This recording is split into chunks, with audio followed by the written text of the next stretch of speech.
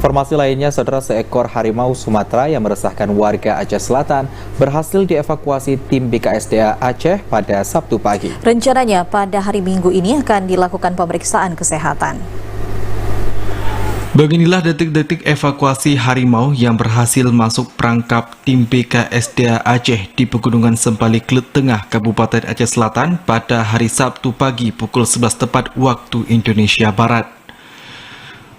Sulitnya akses evakuasi membuat sejumlah tim harus menggunakan perahu mesin untuk membawa ke pelabuhan Jambu Teka, Kemukiman Manggaman, untuk selanjutnya dibawa ke kantor BTPN Taman Nasional Gunung Loser.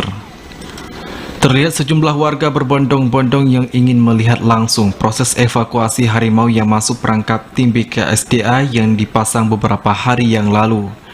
Dalam proses evakuasi, petugas tim BKSDA harus berhati-hati karena banyaknya warga yang berada di pinggiran Sungai Klet.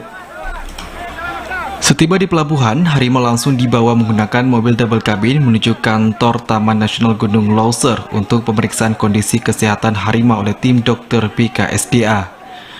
Terlihat harimau mengalami luka di bagian kepala dan punggung sehingga harus mendapatkan perawatan medis.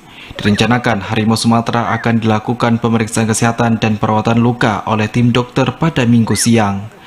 Dari Aceh Selatan, Asruliadi, TVRI Aceh melaporkan.